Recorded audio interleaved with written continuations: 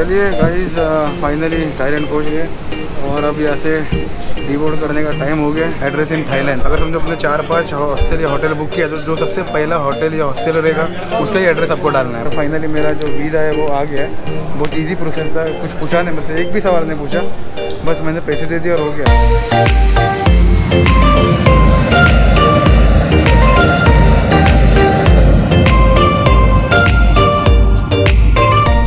अभी शाम के 9:20 हो रहे। हमको ये जो है शख्स वो हमको पहुँचा रहे, शायद यहीं पे काम करते हैं, तो वो हमको पहुँचा रहे टर्मिनल 2 4A या 4B। तो अब जा रहे हैं एयरपोर्ट के अंदर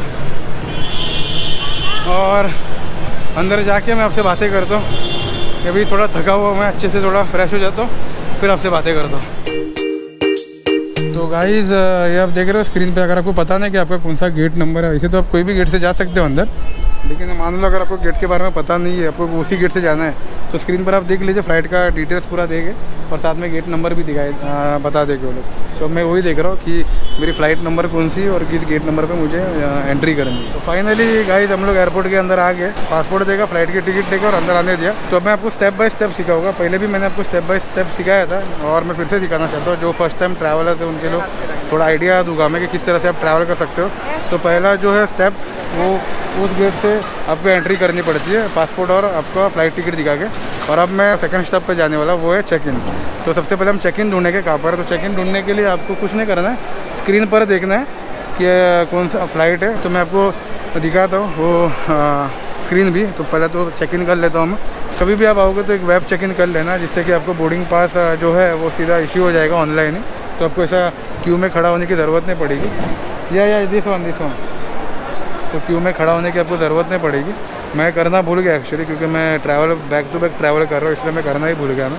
खैर अब इस थोड़ा क्यू थोड़ा लंबा है, लेकिन ठीक है, बहुत जल्दी आ गया मैं। मतलब 12:30 की फ़्लाइट है, तो अभी 9:45 हो रहा है। तो खैर, तो पहला स्टेप होता है वो गेट के अंदर, सेकंड स्टेप होता है चेक इन, और अब तीसरा स्टेप क्या होगा वो मैं चेक इन करने के बाद आपको बता दूँगा।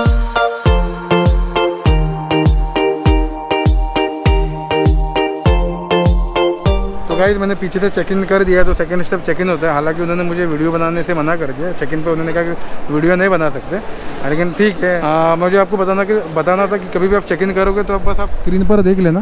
जैसे स्क्रीन पर आप देख सकते हो FD एशिया, आप देख सकते हो एशिया FD 121। तो वहीं पर आपको बता देगा कि किस चेक इन नंबर पर आपको जाना है, तो वहीं से आप चेक इन कर सकते हो। तो कुछ इतना टेंशन मत लेना, कुछ नहीं समझेगा तो स्क्रीन देख लेना, स्क्रीन पे पूरा डिटेल मिल जाएगा। अगर आपको वो भी समझ में नहीं आ रहा है तो आप सीधा यहाँ पे जो ऑफिसर्स काम करते हैं उनसे आप पूछ सकते हैं, सिक्योरिटी गार्ड जो भी वो बता देगा आपको। तो टेंशन मत लेना, बस बिंदास ट्रैवल करना। तो पहला होता है एंट्री, सेकेंड होता है चेक इन, और अब थर्ड मैं जा रहा हूँ इमिग्रेशन की तरफ। इमिग्रेशन थर्ड होगा कि नहीं मुझे पता नहीं, शायद पहला सिक्योरिटी चेक होगा। तो मुझे अपना सबसे पहला जो बैग है वो चेक करवाना पड़ेगा और उसके बाद फिर मुझे इमिग्रेशन करना पड़ेगा। तो देखते हैं, नहीं पहला इमिग्रेशन है, यहाँ पर पहला इमिग्रेशन है और फिर सिक्योरिटी चेक है। तो मैं वहाँ पर वीडियो नहीं बना सकता हूँ, तो सिक्योरिटी चेक और इमिग्रेशन करने के बाद ही आपसे मैं मिलूँगा। तो चलिए पहले सब क्लियर कर देता हूँ, ये 2 स्टेप, और फिर आपसे मैं बातें करता हूँ। गाइस अभी मैंने अपना तीसरा और चौथा स्टेप पूरा कर लिया। तो तीसरा स्टेप होता है वो होता है इमिग्रेशन, और जो चौथा स्टेप होता है वो होता है सिक्योरिटी चेक है। यहाँ पर थोड़ा उल्टा है, वहाँ पर उल्टा था जब मैं पहले गया था वियतनाम में। मुंबई एयरपोर्ट पर पहला सिक्योरिटी चेक होता है और फिर इमिग्रेशन होता है। यहाँ पर पहले इमिग्रेशन होता है और फिर सिक्योरिटी चेक होता है। तो खैर बहुत इजी था मतलब। और जब मैंने इमिग्रेशन किया तो मैंने देखा, सबको ऑब्जर्व किया कि सब अपना पासपोर्ट और फ़्लाइट टिकट, मतलब कुछ डॉक्यूमेंट्स भी दे रहे थे, लेकिन मैंने जिनको कहा था कि आप सिर्फ पासपोर्ट और फ़्लाइट टिकट ही देना, पासपोर्ट और बोर्डिंग पास ही देना, बस और कुछ मत दिखाना। तो उन्होंने भी पासपोर्ट और बोर्डिंग पास दिखाया और उनको फटाक से स्टैम्प करके आगे बढ़ा दिया। तो ठीक मैंने भी वही किया, मैंने भी अपना पासपोर्ट और बोर्डिंग पास ही उसके अंदर डाल दिया था, पासपोर्ट के अंदर, उनको फॉरवर्ड कर दिया, उनको दे दिया हाथ में। बस उन्होंने कुछ डॉक्यूमेंट्स नहीं पूछे, सीधा स्टैम्प करके आगे भेज दिया। तो अच्छे, अब तक तो पूरा मतलब एकदम स्मूथ प्रोसेस था ये वाला, काफ़ी अच्छा लगा। तो पहला जो रहता है वो एंट्री, यानी जो गेट के अंदर से हम आते हैं, एयरपोर्ट के अंदर घुसते हैं, वो पहला स्टेप होता है। दूसरा होता है चेक इन, तीसरा होता है इमिग्रेशन, और चौथा होता है सिक्योरिटी चेक। अब पांचवा होगा बोर्डिंग। तो यानी अब सीधा ऐसे फ़्लाइट में बैठ के हम जाएंगे थाईलैंड। फिर वहाँ पर क्या प्रोसेस होगा वो मैं आपको बताऊँगा। देखते आगे जो भी प्रोसेस है वो मैं आपको स्टेप बाय स्टेप बताते जाऊँगा। What is this? Blueberry muffins. तो गाइस जिनको काफ़ी भूख लगी थी और जिनने जाके ब्लूबेरी मफिन्स ले लिया, और इट्टू सा मफिन 200 रुपये में पड़ा है। 200 रुपये 200 ऐसा है। बाहर एक मजबूरी की वजह से नहीं खा पाया, घाई में थे, लेकिन अब यहाँ पर खा रही है। पेट इनका दर्द दे रहा है इसलिए खाना इनको ज़रूरी है। तो 200 रुपये का इतना सा मफिन मिला, मतलब इतना छोटा। बहुत महंगा है एयरपोर्ट पर, बहुत महंगा है। Banana walnut muffins. या ये तो गाइस ये है वो मफिन 200 रुपये का। ठीक है, मतलब अच्छा है, टेस्टी है, लेकिन 200 रुपया मतलब 40 रुपये का मफिन होगा। एयरपोर्ट पर 200 रुपये मिलता है। और यहाँ वहाँ पे एक 2M करके भी था, वो 10-20 रुपये का मिलता है, लेकिन एयरपोर्ट पे वही आपको 130 रुपये का मिलता है। यानी इतना महंगा है, इतना फ़र्क है। तो गाइस अभी मैं लाइन में खड़ा हूँ और बोर्डिंग शायद शुरू नहीं हुई, अभी होने वाली है। तो बस अभी ये गेट नंबर 12 से मैं अंदर जाऊँगा और अंदर जाके फिर आपको दिखाऊँ कि क्या क्या स्टेप्स होता है आगे।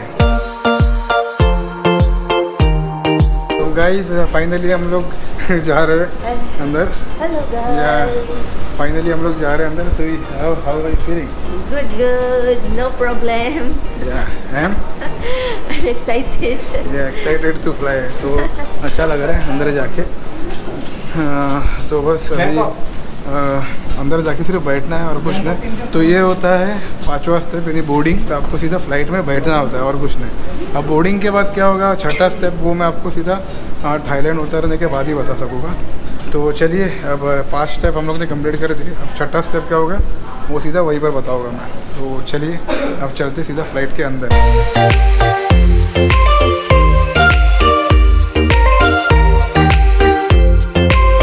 तो गाइस अभी फ़्लाइट के अंदर है और बहुत इजी है। अगर आपका समझो 11 नंबर पे आपका, जैसे बस में कैसा रहता है सीटिंग नंबर, वैसा ही रहता है फ़्लाइट में। तो जैसे आप देख सकते हो यहाँ पर लिखा है 11 और यहाँ पर भी लिखा है 11, लेकिन जो सीरीज़ रहेगी वो ABC और EFD में रहेगा। तो जैसे यहाँ पर FED और यहाँ पर CB है। तो जो A है वो वहाँ पर है, विंडो सीट है, और B बीच में रहता है, और C है वो साइड में रहता है, यानी यहाँ पर रहता है, इस रो में रहता है। तो काफ़ी इजी है और ज़्यादा कुछ इतना ये नहीं, मतलब डिफ़िकल्ट नहीं है फ़्लाइट में बैठना। सेम बस में बैठते वैसे ही है। तो ये है अपना 5वां स्टेप, यानी कि बोर्डिंग। तो चल रहे आगे 27 मेरा नंबर है, तो और ये चल रहा है 19। तो 27 है, तो और आगे चलना है हम लोग को। तो गाइस अभी हम लोग फ्लाइट के अंदर है और मेरी जो सीट है 27A ये वाली। तो इनको मैंने अपनी विंडो सीट दे दी और मैं वो बीच में बैठ रहा हूँ 27B, जो कि इनकी सीट थी। तो मैं यहाँ पर बैठ रहा हूँ। तो बस अभी आधे घंटे में शायद टेक ऑफ हो जाएगा, 20-25 मिनट में टेक ऑफ हो जाएगा। 12:30 की फ्लाइट, 20-25 मिनट में टेक ऑफ हो जाएगा। तो इस तरह का कुछ होता है बोर्डिंग, और बहुत ईजी है। जैसे बस में कैसे नंबर से लिखा हुआ रहता है, बस वैसा ही रहता है लिखा हुआ ABCDEF। तो आपको देखना पड़ेगा कि A यानी के पास B यानी बीच में, कहते हैं, यानी कि लास्ट में जो कोने में लिखी सीट वही सीट रहती है, बाकी कुछ नहीं है, सब कुछ सेम है। तो मैं आपको बाहर के थोड़ा बहुत नज़ारा दिखा रहा हूँ और फिर सीधा मिलते हैं थाईलैंड में।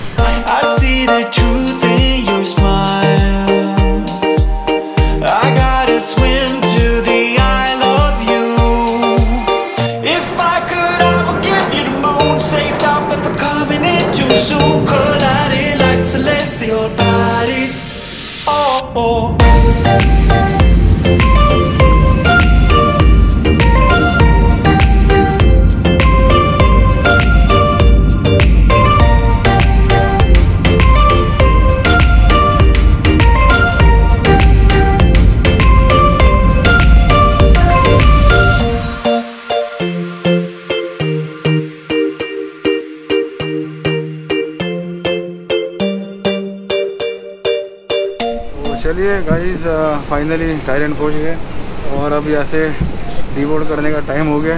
तो अब बाहर निकलते हैं और देखते हैं नेक्स्ट स्टेप आखिर में है क्या। तो फाइनली गाइस हम लोग पहुँच चुके हैं थाईलैंड और अब यहाँ से सीधा बाहर जा रहे हैं। और सबसे जो 6ठा स्टेप होता है, यानी थाईलैंड पहुँचने के बाद जो स्टेप होता है वो वीज़ा ऑन अराइवल लेना है। यानी वीज़ा ऑन अराइवल पर मैं आया हूँ। तो सबसे पहले वो एप्लीकेशन फॉर्म भरना पड़ेगा मुझे, और किस तरह से सारी चीज़ होती है वो मैं बताने वाला हूँ आपको इसी वीडियो में। तो चलिए सबसे पहले तो फॉर्म भरते हैं और फिर नेक्स्ट स्टेप आपको आगे चल के बताता हूँ मैं। जैसे ही आप फ्लाइट से डी बोर्ड करोगे आपको बस सीधा चढ़ते जाना है और बाहर जाते ही आपको एक बोर्ड पर वीज़ा ऑन अराइवल लिखा हुआ दिखाई देगा, जो कि है राइट साइड में, और अब मैं बस वहीं पर जा रहा हूँ। तो गाइस मैं और जीन तो अलग हो गए। जीन तो मेरे पीछे चली गई है इमिग्रेशन के लिए और मैं इस तरफ जा रहा हूँ वीज़ा ऑन अराइवल के लिए। यानी मुझे फॉर्म भरना पड़ेगा और फॉर्म में मतलब क्या क्या भरना है वो भी मैं आपको बताता हूँ। तो चलिए अब कैसे जाना है वीज़ा ऑन अराइवल। तो कुछ नहीं, सिर्फ स्क्रीन पर देखना है, वहाँ पर लिखा हुआ आ जाता है वीज़ा ऑन अराइवल। तो मैं आपको दिखाता हूँ किस तरह से लिखा हुआ रहता है। तो गाइस वीज़ा ऑन अराइवल का फॉर्म यहीं से लेना है और फिर हमें फिलअप करना है। तो गाइस ये है वो फॉर्म, बस अभी हमें इसको फिलअप करना है। तो मैं फटाफट अभी इसको फिल कर देता हूँ और फिर आपसे आगे बात करता हूँ। तो गाइस मैंने तो फॉर्म भर दिया है, बहुत इजी है फॉर्म भरना। अगर आपको नहीं समझ रहा है ना तो यहाँ पर देख लेना, यहाँ पर इसका एक मतलब एग्जाम्पल दिया है कि किस तरह से आपको फॉर्म भरना चाहिए। तो काफ़ी इजी है, कुछ मतलब हेडेक नहीं है। सिर्फ आपको नाम जो जैसे पासपोर्ट में लिखा हुआ वैसे ही भरना है और आपका जो इसमें लिखा है name and address in Thailand. तो अगर समझो अपने 4-5 हॉस्टल या होटल बुक किया तो जो सबसे पहला होटल या हॉस्टल रहेगा उसका ही एड्रेस आपको डालना है, बस और कुछ नहीं। दिख रहा है आपको ये वाला। तो बस अब मैं फॉर्म भर के हो गया मेरा, अब मैं जा रहा हूँ फॉर्म भर अपना सबमिट करने के लिए। तो देखते कुछ सवाल पूछता है कि नहीं। तो गाइस फाइनली मेरा जो वीज़ा है वो आ गया है। बहुत इजी प्रोसेस था, कुछ पूछा नहीं मेरे से, एक भी सवाल नहीं पूछा, बस मैंने पैसे दे दिए और हो गया। लेकिन मैंने ये एक्सप्रेस एंट्री के थ्रू किया है क्योंकि जो नॉर्मल था मतलब जो नॉर्मल लाइन थी वीज़ा ऑन अराइवल के लिए थोड़ी लंबी थी, इतनी भी लंबी नहीं थी, थोड़ी लंबी थी। लेकिन फॉर्म भरने के बाद मैं वहीं पर खड़ा था और क्योंकि ग्लास का मतलब ये मतलब पूरा वो कैबिन है, तो मैं बाहर से देख रहा था कि क्या हो रहा है।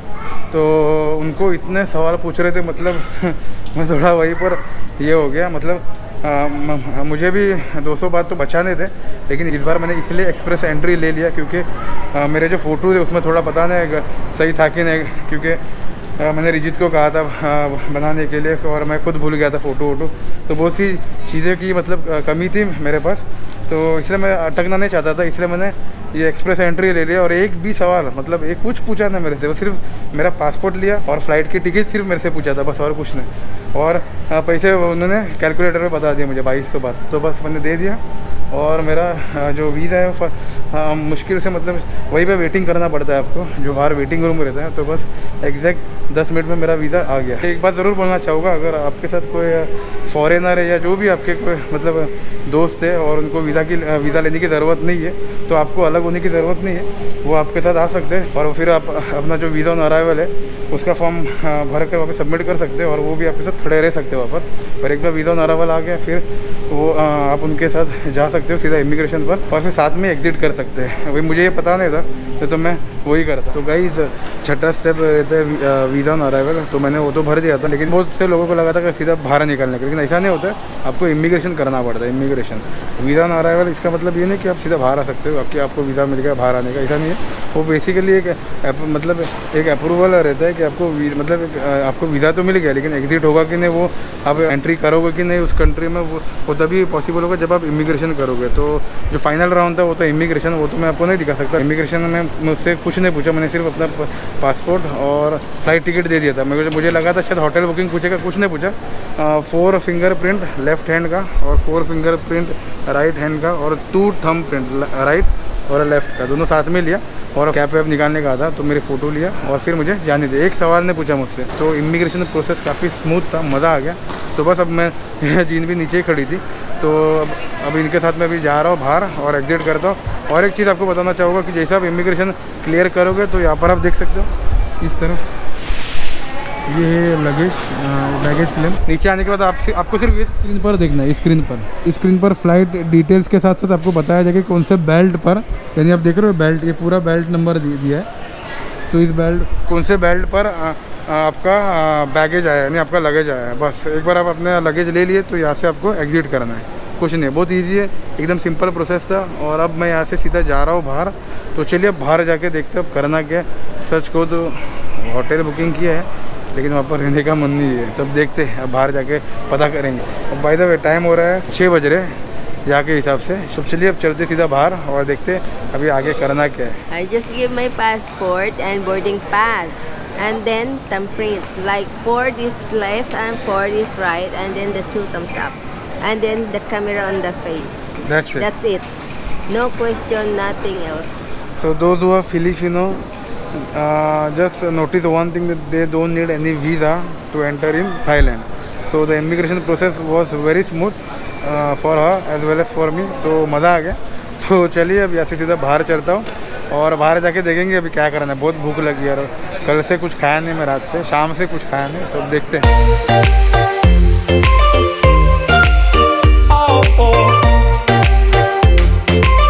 गाइस अभी हम लोग एग्जिट कर चुके हैं और मेरे पीछे आप देख रहे हो काफ़ी लाइन लगी है टूरिस्ट सिम कार्ड के, सिम कार्ड लेने की.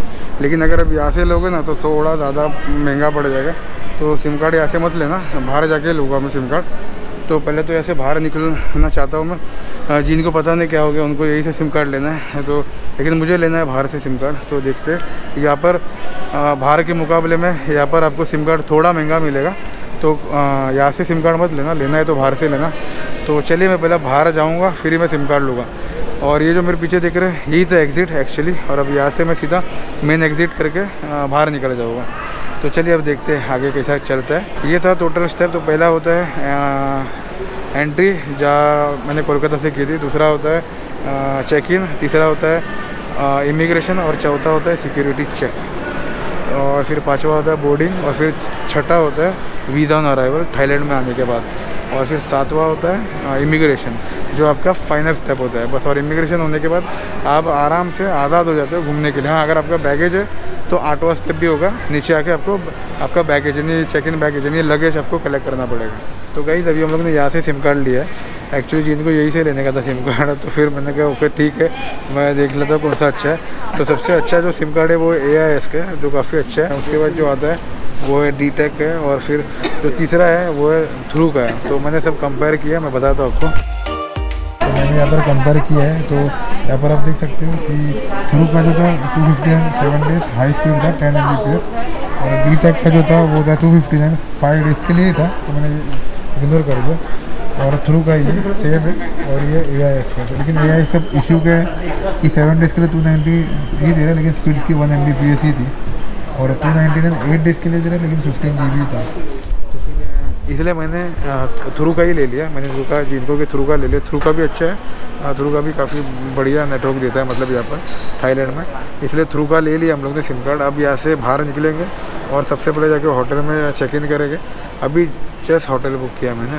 जो मैंने पहले वाले जो हॉस्टल बुक किया था वो सब कैंसिल कर दिया मैंने, क्योंकि वो पूरी कैंसिलेशन था. इसलिए मैंने वो सब कैंसिल कर दिया. और अब जाके मैं होटल बुक किया हूँ. तो एक दिन के लिए आज थोड़ा आराम करेंगे, यहीं पर घूमेंगे. और कल हिच हाइकिंग शुरू हो जाएगी हमारी, मतलब बाहर घूमना शुरू हो जाएगा. तो चलिए अब सीधा चलता हूँ बाहर और बाहर जाके आपसे बातें करता हूँ.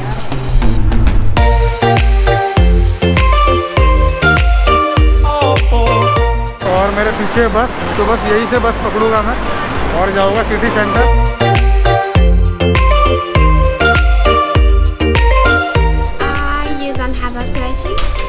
नो.